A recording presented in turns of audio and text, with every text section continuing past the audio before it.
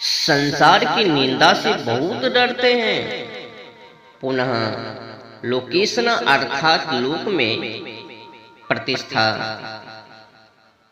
पितेशना धन बढ़ाने में तत्पर होकर विश्व भोग, पुत्रेशना पुत्रवत शिष्यों पर मोहित होना, इन तीन स्नाओं का त्याग करना उचित है। जब ऐसा ही नहीं छूटी, पुनः संन्यास होकर हो सकता है, अर्थात पक्षपात रहित वेद मार्गो उपदेश से जगत के कल्याण करने में अहरनिश प्रवृत्त रहना मनुष्यों का और सन्यासियों का मुख्य काम है।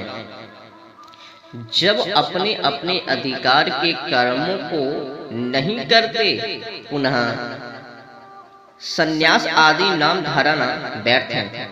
नहीं तो जैसे गृहस्थ व्यवहार स्वार्थ में परिश्रम करते हैं, सन्यासी भी हुए, किंतु जो उनमें अधिक परिश्रम परोपकार करने में तत्पर रहे, तभी सब आश्रम उन्नति पर रहे।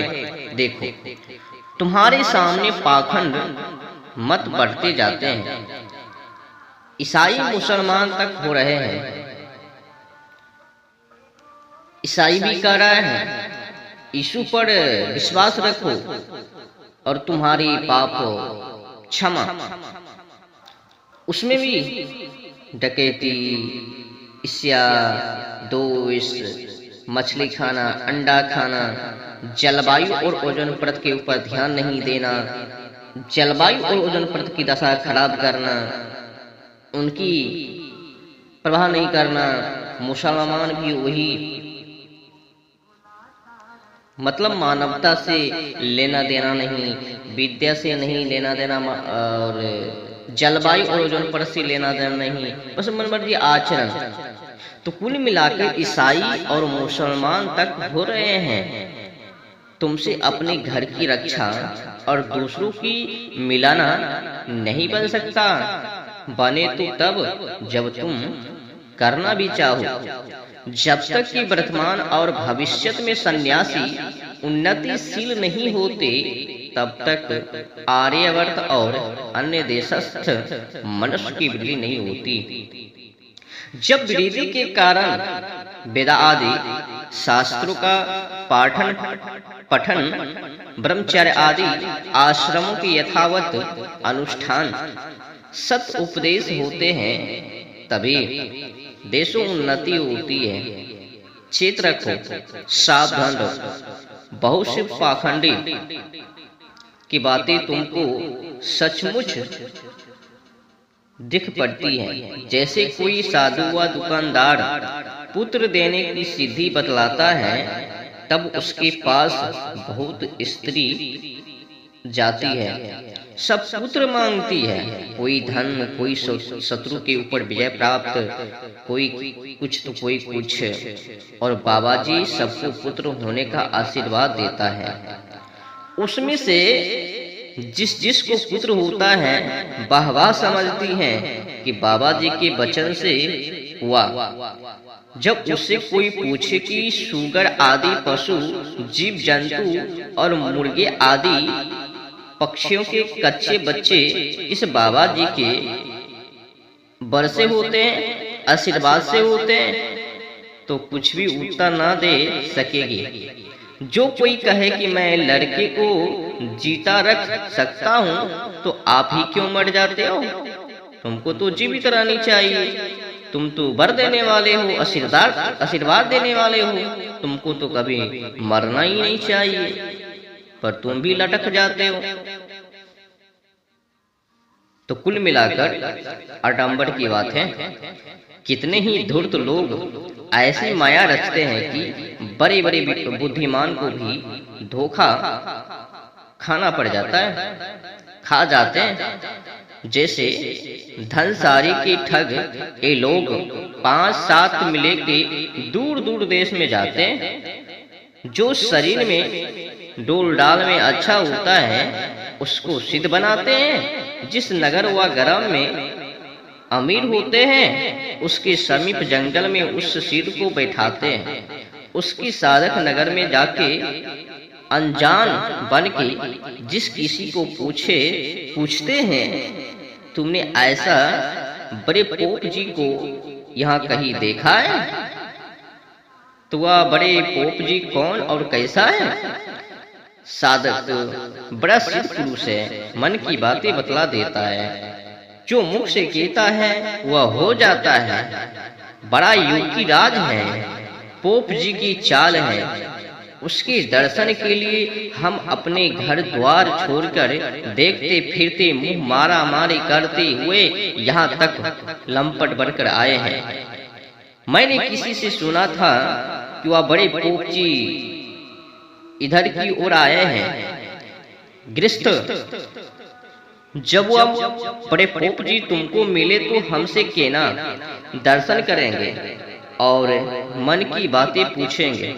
इसी प्रकार दिन भर नगर में फिरते और प्रत्येक को उस सिद्ध की बात कहकर रात्रि को इकट्ठे सिद्ध साधक होकर खाते पीते सो रहते। फिर भी प्रातः काल नगर व ग्राम में जाके उसी प्रकार 2-3 दिन कहकर फिर चारों साधक किसी एक धनिचे से बोलते हैं कि वह बड़े पोप जी मिल गए, तुमको दर्शन करना हो तो चलो। वे जब तैयार हो जाते हैं तब साधक उनसे पूछते हैं कि तुम क्या बात पूछना चाहते हो, हमसे कहो। कोई पुत्र की इच्छा करता, कोई धन की, तो कोई रोग निवारण की और कोई शत्रु जीतने की। जो भी इच्छा होवे वही वरदान वर मांगने की। उनको वे साधक ले जाते हैं। सिद्ध साधक को जैसा संकेत किया होता है, अर्थात जिसको धन की इच्छा हो उसको दाहिनी ओर, जिसको पुत्र की इच्छा हो उसको सम्मुख, जिसको रोग निवारण की इच्छा हो उसको बाईं ओर और जिसको शत्रु जीतने की इच्छा हो उसको पीछे से ले जाके सामने वाले के बीच में बैठाते हैं। जब नमस्कार करते हैं उसी समय वह सिद्ध उनसे बोलता है कि हमारे पास पुत्र नहीं रखा है, जो तुम पुत्र की इच्छा करके हमारे पास आया है। नहीं होता है जब कोई मूर्ख लोग, फकीर, चुतिया, भड़वा के पास जाता है तो वो पहले ही पूछ लेता है, बोलो क्या लेना है? तो पुत्र। क्या लेनी है? तो पुत्री।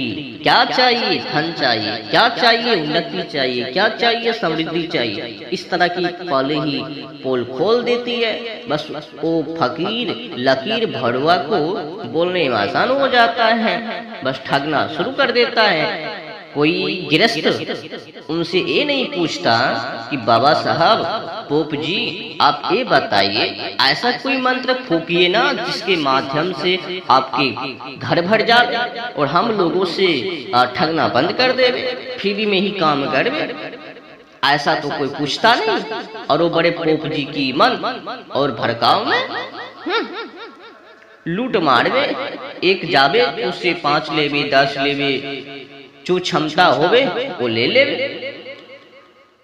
तो अंधविश्वासी आडंबर और पाखंड की बढ़ोतरी हो रही है। इसी प्रकार धन वाले से बोलता है कि तू धन की इच्छा करके आया है।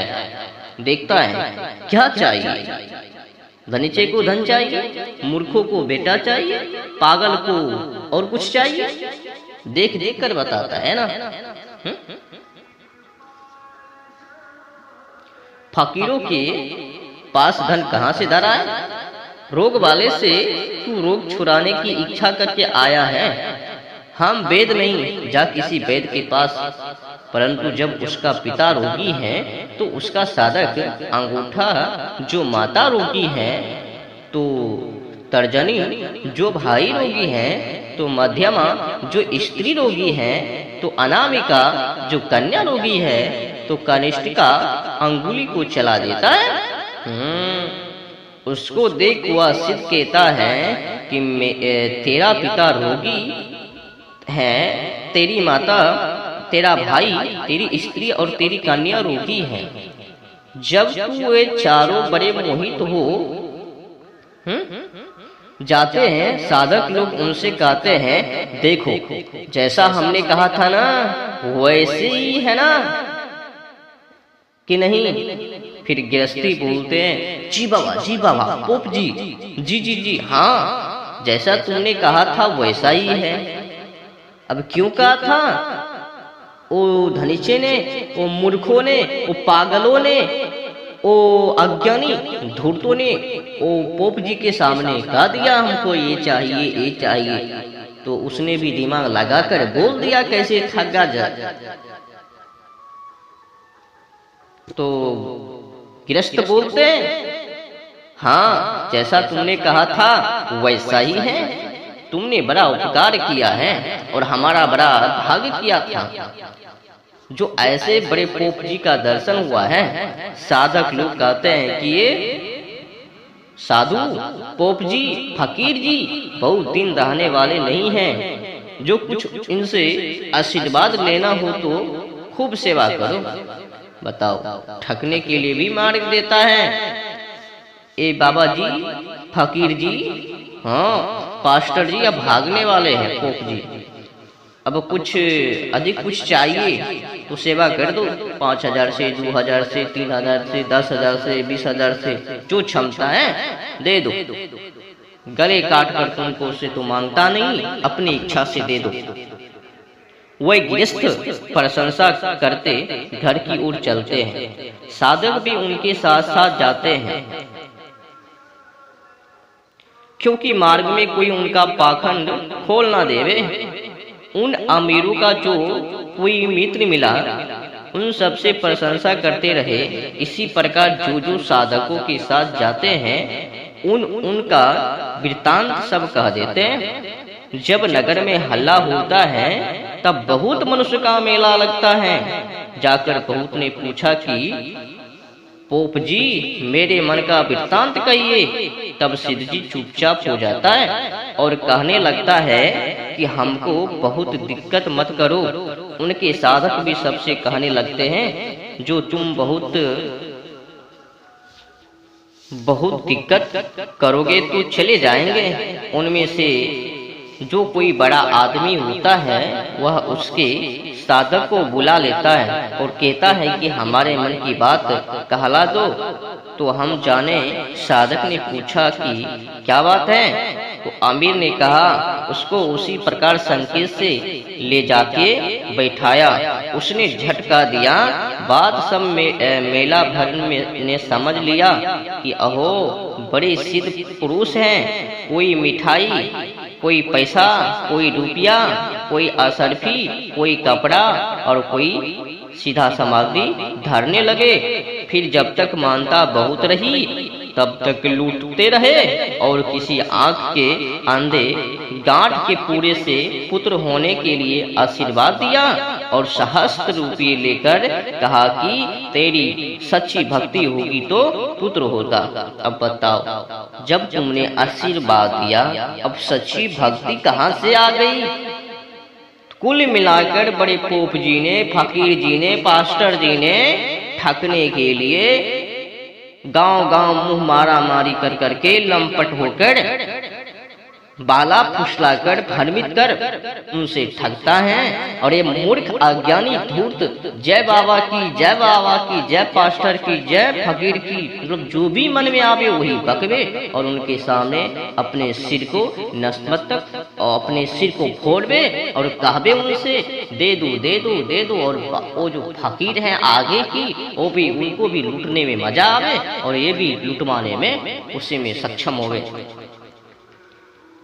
अब भक्ति होगी तो आंख के अंधे गांठ के पूरे से पुत्र होने के लिए आशीर्वाद दिया और फिर बाद में कह रहे हैं सहस्त्र रुपये तू ले लेकर कहा दिया कि तेरी सच्ची अगर भक्ति होगी तो पुत्र होगा। अब बताओ, आशीर्वाद भी दे दिया और बाद में कह रहे हैं कि भक्ति होगी या अच्छी होगी आपके जीवन में तो हो जाएगा पुत्र।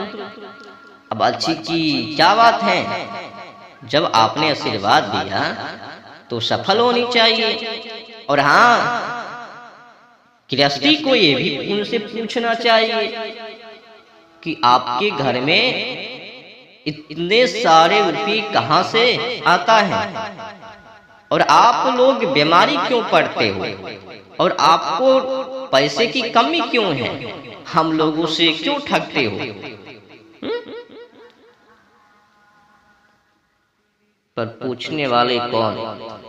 इस प्रकार के बहुत से ठग होते हैं जिनकी विद्वान की परीक्षा कर सकता है और कोई नहीं। इसीलिए वेदादि विद्या का पढ़ना, सत्संग करना होता है जिसके कोई उसको ठगोई में न फंसा सके, औरों को भी बचा सके, क्योंकि मनुष्य का नेत्र विद्या ही है। ज्ञान अधिक एक नरन में, ज्ञान बिना पशु जान। अगर विद्या होवे तो अंधकार से मुक्त, आडंबर व पाखंड ढोंगी अंधविश्वासी से मुक्त तुमको कोई फंसा ना पावे। अगर विद्या ना होवे, विवेक ना होवे, ज्ञान ना होवे तो आपको हर मोर्चा पर फंसा ही लगे। बड़े पोप जी, पास्टर जी, फकीर जी और कथा कथित वो भी आज के समय में बड़े माहिर हैं। जुठाई मुठाई को बता कर, कल्पित बातों को बता कर लोगों को बहकाते हैं, लोगों का मन भ्रमित करते हैं। बिना विद्या शिक्षा के ज्ञान नहीं होता। जो बालक की अवस्था से उत्तम शिक्षा पाता है वही मनुष्य और विद्वान होता है। जिनको कुसंग है वे दुष्ट, पापी, महामूर्ख, धूर्त, पाखंड होकर बड़े दुख पाते हैं। इसीलिए ज्ञान को विशेष कहा है कि जो जानता है वही मानता है। जो जिसका गुण नहीं जानता वह उसकी निंदा निरंतर करता है।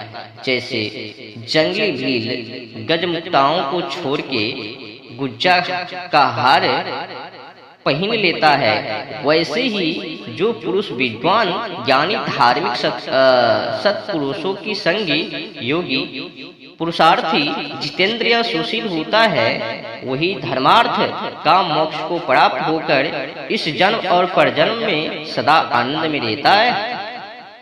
यह आर्यवर्त निवासी लोगों के मत विषय में संपेक्ष में